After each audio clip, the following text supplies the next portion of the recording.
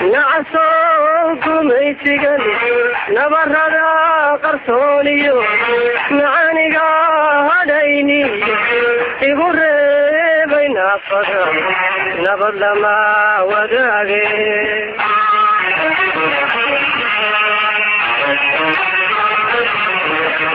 ناعو قبوي من غيو برواقي فبلغوا نقادي نضو الشباب لوبي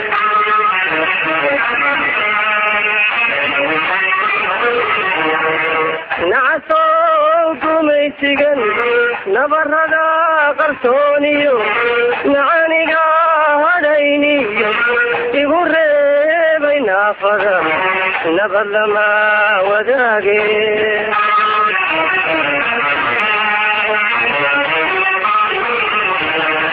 ندربان هروق علي نيري دوامين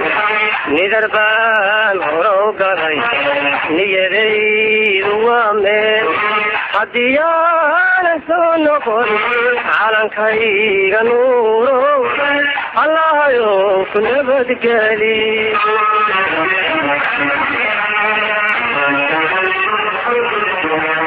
ندربان هروق علي نيري دوامين ندربان هروق علي نيري دوامين حديان سنقل على كيغ نورو الله يوفن بدقالي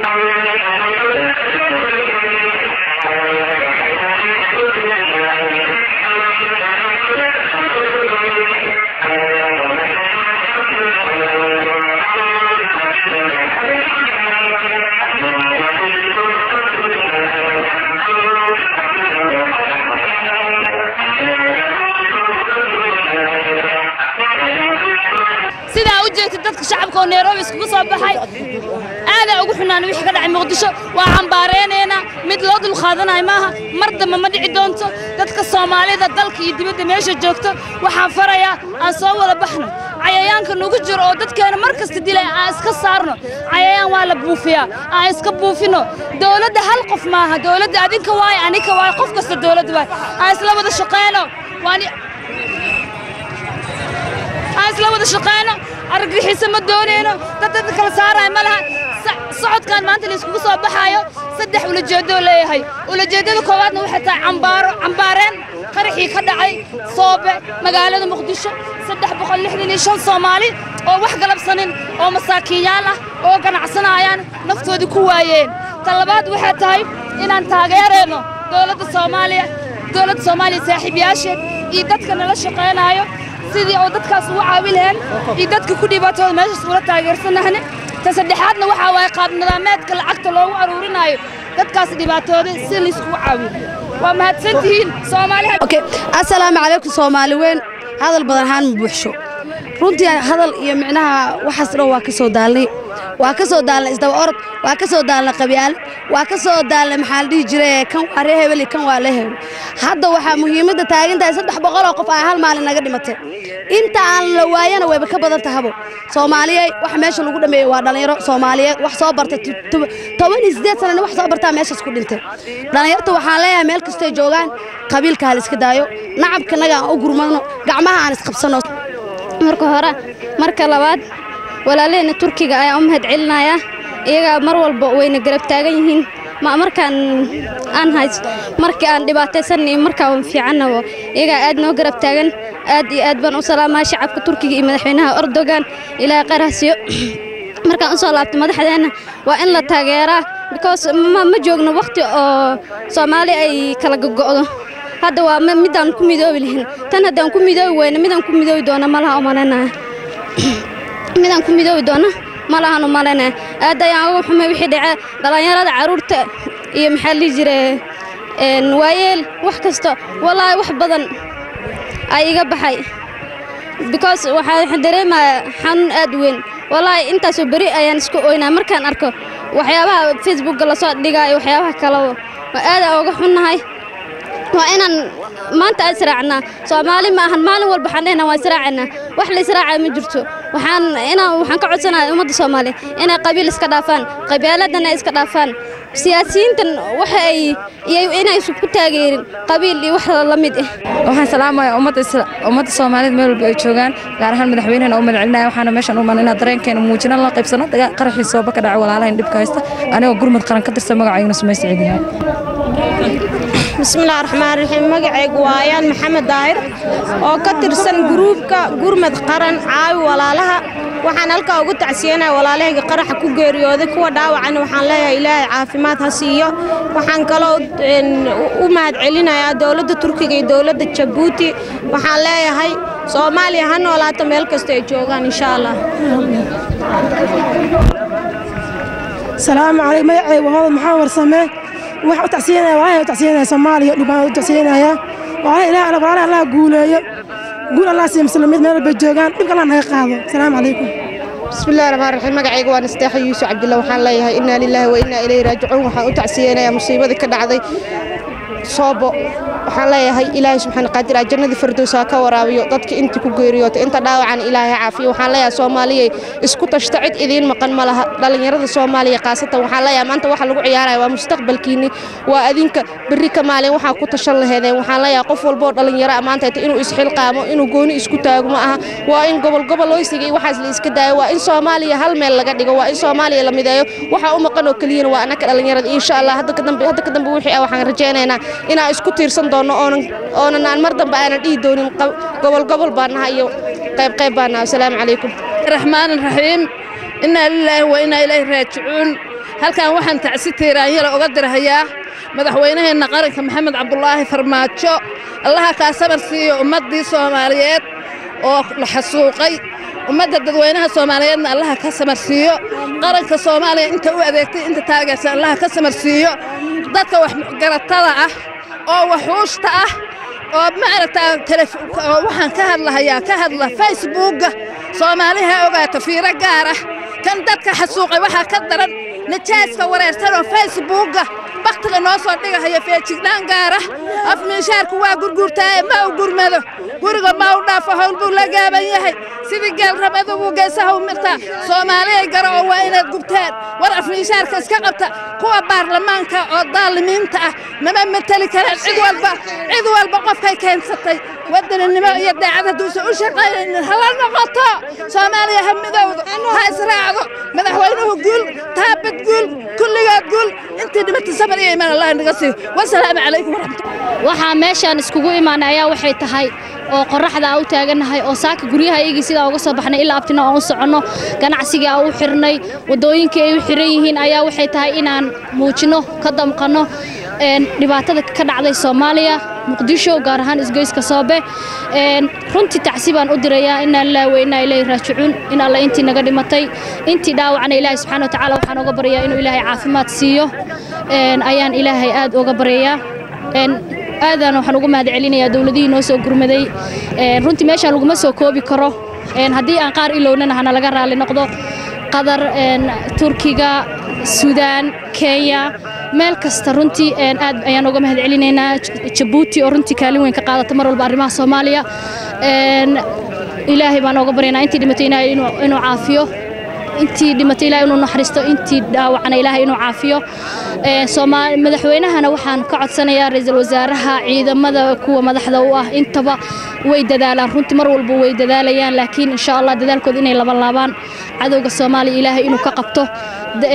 inta Soomaaliya dibkeeda ka shaqeynaysa Ilaahay inuu naga qabto waayo bariyada Ilaahay waxaan ahayn ma hayno wixii dadka iyaga laayay ma naqaano إلهي سبحانه وتعالى وحنا برينا القاعدة يا دباتها يا الشباب يا صومالي يجوب كذا يدب كذا يهوج كذا يشوف كذا أنت تشعل إلهي إنه نجقبته هو يبان هاي ما نو بحد ما نيسهوي سوق عادي وحد ما نيسهوي المهد وحبر شو درستي المجتمع على كسب حي والدين تودي هم وين قبين أيام ما نيا ونصيب ضرر بسوق إسكاذي ودمانية الميس حمال قدام تجارجع ورجينية إلهي هنجقبته haddaan Soomaalinahay waxaan Soomaalida ka codsanayaa maamul goboleedyada ka codsanayaa meel kasta madaxda siyaasiyiinta inay Ilaahay ka cabsadaan xildhibaaniinta inta danta gaarka fiirsanaysa inay Ilaahay ka baqdo waa la dhimanayaa ninkii maanta nool berri ma noola qof walba waxa sugaya kafan cad qabri baa sugaya Ilaahay ha laga baqo maatada ha loo naxariisto Soomaaliya 30 sano dhibaato ku jirtay runtii ilmahayga Kenya ku dhashay baa maanta annagana la leeg waxa Ilaahay ka bariya inuu Ilaahay xaq fahansiyo Soomaaliya inuu Ilaahay subhanahu wa ta'ala ma aragtay diintana fahansiyo in dadka loo naxo intii dadka aanu nixi jirinay Ilaahay ka cabso codka yaga hadaad maqashid habanaysanin masaakiinta dhiigooda war asayba dumarka u wada saaran wax noo haray malahan caruurtii way naga dhamaadeen wax noo baranaya malahan hadda inta noo dhimo waa in la kala qaato dumarkina ay cadaan guursadaan afrikaana guursadaan waayo hadduu naag walba ninkeedii dhinto oo shalay ka dhintay oo maanta ka dhintay waxna guursanaya malahan waa in dadkii qalbiga ay ka jabaan Ilaahay ka cabsada noo naxa raggow noo naxa maamul goboleedyada danihiina kaliya ha fiirsanina fiiriya danta masaakiinta madaxweynaha sidoo kale ra'iisul wasaaraha fariin baan u dirayaa ciidamada fariin baan u dirayaa nin kasta oo dantiisa gaarka shalay ka hor fiirsan jiray maanta ha fiiriya danta ummadda islaamka dhalinyarada waxaan ugu baaqayaa ayaga ayaa tashan kara ayaga ayaa wadanka hormarin kara runta marka idin sheego waa haday reer Muqdisho yihiin iyo haday meel kasta ku sugan yihiin waayo haday iska warqabaan xaafad kasta xaafada kale ay ku xiran yihiin okay sorry waa ka xumahay ina ma aragtay warkayga halkaan ku soo koobi karin assalaamu alaykum waraxmatullaahi wabarakaatuh intii dhimatayna Allah u naxariisto waxaan ka tacsiyanayaa dadka ku dhintay meesha Lillahi wa inna ilayhi raaji'uun marka kale waxaan leeyahay Soomaaliya ha israacdo anaga maalin walba tacsi inaan meelaha u taagnaan waa laga fiican waa inaan cadawga Soomaaliya aan iska xoreynaa oo cadawga ummadda ah midda labaad waxaan baaq u dirayaa madaxweyneyaalka iyo maxay ay sheegayto maamul goboleedyada anaga wax ka qaybsanaan la yiraahdo ma jirto Soomaali waa Soomaali maamul goboleed wax la yiraahdo oo maanta maxay wax dhibkaas noo keeno dhan waa ayaka mana rabna anaga wax maamul goboleed la yiraahdo Soomaali waa Soomaali Soomaali baa leh midda kale dadkii meeshaas ku dhintay waa inaan ka dhidhinaa oo maxay ahayd dadka wadanka jooga dhan ee isku raacaan saas baan kula talinayaa Soomaaliya assalaamu alaykum waraxmatullaahi wabarakaatuh أنا كهذا مجاعية إيه مجاعة والله ذا الكينيا وحنا هاي الصوماليين جماعة سبستو دجال هلا بقى عدو الصوماليات وحنا هاي مدحوينها هنا هلا قرب استاجوا يدولة ده هلا قرب استاجوا الصوماليين وحوي معلم وحباك الإيمانية هاي سرعان إن شاء الله بإذن الله الكريم. إنا لله وإنا إليه راجعون إلهي سبحانه وتعالى عن كبر دتكي قرحي فوش حما أرجحسها أها وكدعي مجالات مقدسة جارهان إسجوز كصابة أدي يوم تعسينا الذي قرابة دتكي وكلنا عملنا حليه إلهي عافمات دقدق الله إذا سيء حن الله الله يا دمان ومد الصومالي ميلو بعالم كجوا حليه دتكم ولا عليه إنه كل بعض داوعية هو وضمن العالم كله جي سيدا نيروبي كم من هاي تركيا جيبوتي قدر مركب حلاه السودان مركب حلاه دمان وضمن الناس وجرمدي أدي أو مهد علنا. السلام عليكم ورحمة الله وبركاته. أولا إنا لله وإنا إليه راجعون.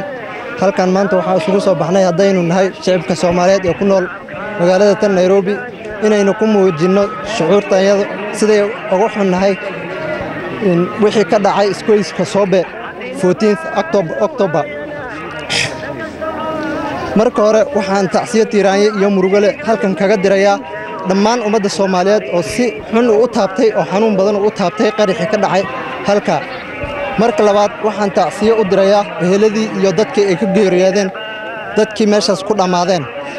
tan labaad waxaan fariin u dirayaa madaxweynaha Soomaaliyeed iyo ra'iisul wasaaraha waxaan leeyahay wadanka iyo taladiisa waxay ku jirtaa gacantiina waxaan leeyahay waa inaad si degdeg ah oo dhaqso ah dagaal ku qaadaan dadkaas oo meel kasta ay ku nool yihiin aad ka bixisaan maalin kasta uma dul qaadan karno 300 baa dhimatay 400 baa dhimatay ma aha midaas mid aan yeeleen waa in dagaalka la bilaabo biri wixii ka bilowday in dagaalka la bilaabo oo dadkaas bil lagu dhameystiro waan leenahay tan labaad Amazon wadankeena ma rabto inay nabad noqoto ama ha baxdo ama dagaalka ha gasho madaxweynaha waxaan jeclahay in la gaarsiiyo fariintaas Amazon ha nagala saaro haddii kale dagaalka ha gasho assalaamu alaykum runtii markaan runta ka hadlo saaki waa soo baxnay soo baxanagana wuxuu ahaa inaan muujino murugadii iyo musiibadii ma aragtay ka dhacday ee sheeg magaalada Muqdisho gaar ahaan isgoyska Soobe inna lillahi wa inna ilayhi raaji'uun waxaan tacsiyaana la soo koobi karnaa u dirayaa dhammaan intii eheladii qaraabadii asxaabtii shacabka Soomaaliyeed xildhibaanadii dadka ku dhinto idil ayaa ma aragtay sheeg tacsiyo tiiraayeen la aan u dirayaa inta maaragtay isbitaallada ku jirana waxaan ilaah oga baryayaa in maaragtay caafimaad degdeg oo ilaah siiyo annagana meel walba aan joogno aan isku xirnaano cadowgana waddanka aan ka saarno intaas ayaan hadalkayga ku soo koobayaa waxaana mahad gaar ah u celinayaa telefishinka Universal qadar Yuusuf qadar aleeda gaar aan su'aalaha laadla maxaa mahadcelinaa Universal TV oo wararka soo daan kii kale maxaa dhaw Soomaaliya nabad aan noqoto waxa ka baryaynaa ilaahay nabad noo dhig Soomaaliya Kenya ku noolaan karno hooyinka Soomaaliya ku dhibsan oo Soomaaliya dhibma waxaan u tacsiinaa dadka Soomaalida ee eheldoodii qarabadooda ay ku dhamaadeen qaraxii Zobe ka dhacay waa arrin aad iyo aad ugu xunahay haddaan dhalinyarta Nairobi ka tacsiinayna midda labaad waxaan baaq u diray dawladda Soomaaliya oo aan ka codsanayaa si dhaqso leh annaka hadda dhalinyar Soomaalida waa mideysanahay in jaaniskan dawladda ka faa'iideysato in nimanka dagaal lagu qaado oo meel la meel joogan lagu tago laga baabi'iyo assalaamu calaykum bismillaah magacaygu waa amran waxaan shacabka ku dhaqan magaalada Nairobi waxa aad iyo aad ugu xunahay falka xushmada ee ka dhacay magaalada Muqdisho waxaan tacsi tiiraan u direynaa dadkii ehladooda ay ku baxeen ku dhinteen assalaamu calaykum warahmatullaahi wabarakaatuh magacaygu waa aadan oo ku nool magaalada Nairobi marka hore waxaan salaamayaa ummadda Soomaaliyeed meel kasta oo joogan caalamka ay ka joogan marka labaad waxaan tacsiyo u dirayaa ummadda Soomaaliyeed dhammaanteed sababtoo ah dadka meesha ku dhamaaday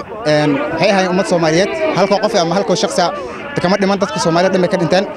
marka labaad dawladda Soomaaliya ayaan u dirayaa fariin u dirayaa gacmaha isqabsada waxaan madaxweynaha iyo ra'iisul wasaaraha iyo dhammaan maamul goboleedyada waxaan leeyahay labada shaqeeya maamul goboleedyada waxaa leeyahay dawladda la shaqeeya Soomaalida waxay dhahdaa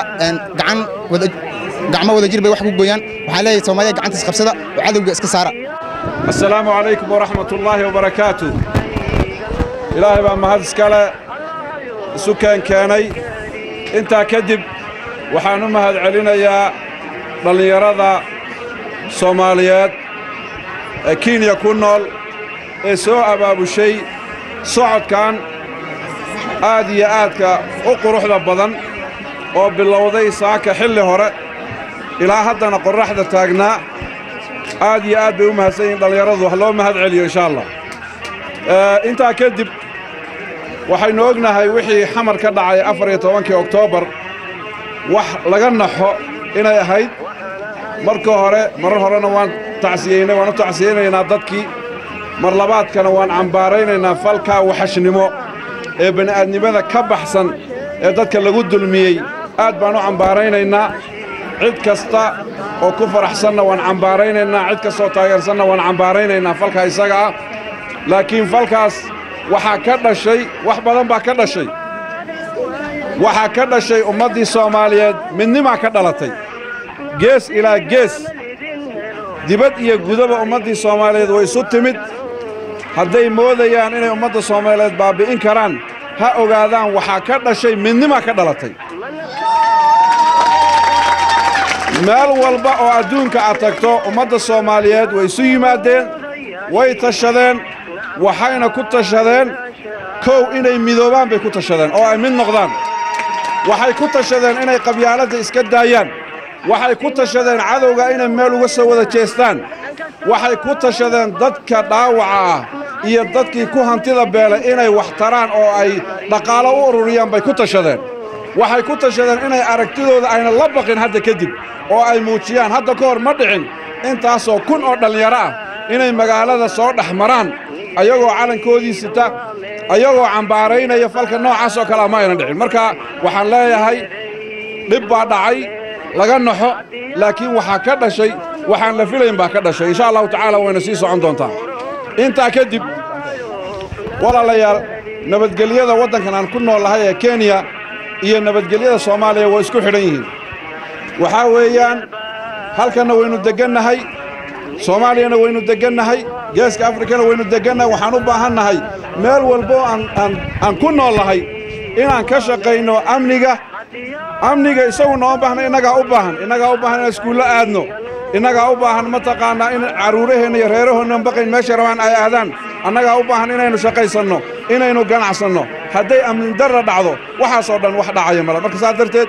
ilaalinta amniga iyo ka taxadarkiisa waa mas-uuliyad saaran qof kasta oo inaga mida waxaan sidoo kale waxyaabaha laga dhaxlay arrintan ka mida dadkii Soomaaliyeed khaasatan dhallinyaradii dhallinyaradii waxay muujiyeen waxa ay yihiin bay muujiyeen waxay muujiyeen soomaalinimo waxay muujiyeen midnimo ayay muujiyeen wax badan baa magacooda lagu qaraaban jiray dhallinyarada laakiin maanta waxay muujiyeen inay Soomaali yihiin waxay muujiyeen inay ka soo horjeedaan xumaanta waxay muujiyeen inay walaalahood u danqanayaan bay muujiyeen waxaan doonaynaa marka arrintaasi inayna noqonin mid sidii daruurta inoo soo marto oo hal mar laga gudbo waxaan rabnaa dareenka aad qaadeen inuu noqdo mid joogto ah oo aan maanta kaliya ku ekayn ayaan doonaynaa waa inuu noqdaa dareen joogto ah oo aan dhammaanin oo mataqaanaa ayaa loo baahan yahay marka insha allahu tacaala akhyaartii iyo madaxdeennii baa inaga dambaysa waa mahadsantihiin wasalaamu calaykum waraxmatullah marka ugu horraysa waxaan aad iyo aad ugu mahadnaqayaa dhallinyarada iyo ururada soo qabanqaabiyey bannaanbaxan maanta aad ku soo bannaanbaxdeen ee nabad raadinta ah waxaan aad iyo aad u jeclahay inaan tacsiyad annagoo xanuun badan uu nahayo iyo tiiraanyo aan tacsiyad u gudbinno shicibka Soomaaliyeed dawladda Soomaaliyeed iyo dadka magaalo madaxda Soomaaliyeed ee Muqdisho anigu waxaan leeyahay runtii jug weyn oo aan Soomaali oo dhan iyo dadka nabadda jecel adduunka oo dhan ay ka danqadeen ayuu qaraxaasi ahaa qaraxaasi ma ahayn dhaawac Soomaalida kaliya soo gaaree bini'aadanimada ayay dhaawacday sida xawayaannimada ah aqli darrada ah oo qof intuu baabuur bom ka soo buuxiyo shicib aanan waxba geysan oo howlahooda iska wata inuu qarxiyo marka taasi waan cambaaraynaynaa ururadii ka dambeeyey dadkii ka dambeeyey xawayaannimadaasi dad bini'aadan ah oo xuquuq iyo karti iyo sharaf adduunka ka joogaya dadka Soomaaliyeed ma aha dadkaasi waxaan kale toon leeyahay waxaan idinkugu tahaniyadeynayaa soo tooska aad muujiseen dadka Soomaaliyeed way soo tooseen jugtaasi ku dhacday waa inaanay keenin qalbi jab waa inaanay keenin kala daadsanaasho waa in dadka Soomaaliyeed ay soo toosaan waxaan ummadda Soomaaliyeed ku leeyahay Soomaaliya iyo dadka Soomaaliyeed qof u maqan ma jiro dad aad ka sugaysaan caawimaad inuu Soomaali badbaadiyo inuu Soomaali xoreeyo oo dibadda ka imanaya maanta ma jiro Soomaali baa is xoreyn karta Soomaali baa is badbaadin karta dhalinyarada Soomaaliyeedna kalta ay muujiyeen midnimada iyo kartida ay muujiyeen iyo qiirada ay maanta muujiyeen ayaa cadaynaysa Soomaalidu inay soo toostay isku tirsan tahay maanta marka waan ka soo kaca hurdada ka tashada xaaladda maanta Soomaaliyeed horay u qaada horumarka Soomaaliyeed midnimada Soomaaliyeed iskaashiga iyo wadajirka Soomaaliyeed ismaqalka iyo kala dambeynta ku dadaala annagu haddaan reer Kenya nahay waan idin garab taaganahay waxaan ka jecelnahay Soomaaliya oo midaysan oo xoog leh oo qaran ah oo calankeeda uu babanaya annagu ma jirto waxaan ka jecelnahay haddaan nahay Soomaalida waddanka marka waan idin garab taaganahay diyaar baan idin lahanahay wixii aad nooga baahantihiin magaalo madaxda Nairobina si toos ah idinku soo baxday xildhibaanada Nairobi maalintu waa nimid waa dhiig bay ka bixiyeen meeshii dhiigga laga bixinayay isbitaalkay ugu tageen dadkii dhaawac ahaa shicibka Kenyaanka ah diyaar bay u yihiin dadka Soomaalidu inay garab qabtaan oo ay wada shaqeeyaan marka annaguna waxaan ilaahay rajaynaynaa halkan nabadeeda inay waarto Soomaaliyadana midnimadeeda iyo wanaageeda inuu soo xoogsado oo mar dambe dad yar oo magaca Soomaaliyeed magaca diinta Islaamka ku adeeganayaan ay mar dambe naf haliyay Soomaaliyeed ay mar dambe qaadin marka waan idin soo dhawaynayaa waan idin tahniyadeynayaa aad baan u jeclahay inaad hawshan sii wadaan qabanqaabadan iyo bannaanbaxa aad samayseen maanta yanay ku edkaanin waa inaad isqabsataan oo halkan aad ka dhaqaaqdaan oo maalin kastaba nabadda iyo wanaagga iyo midnimada aad ka talisaan Soomaaliyeed inuu $1 bixiyo kii $100 awoodna $100 bixiyo inaan isku tashano barnaamijkii ahaa madaxweynaha ra'iisul wasaaruhu ay ku baaqeen oo ahaa inaan anaga isku tashano wax la inaysi waxba inoo tari maayaan nin waliba waxa uu jeebkiisa awoodo inuu bixiyo ciidankeena lagu taakalay diyaar muunahay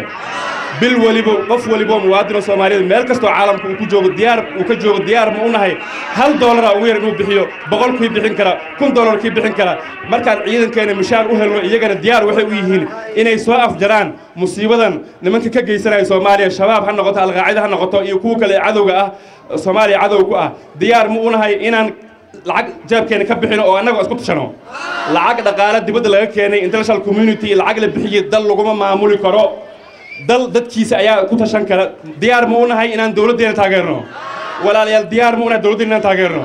noolaada ilaahay haydan barakeeyo waxaan idin rajaynayaa guul iyo gabadhnimo Soomaaliya hala taageero waad maasantihiin qoraxdu way kulushahay saacado badan aad joogteen jazakumullahu khairan thank you so much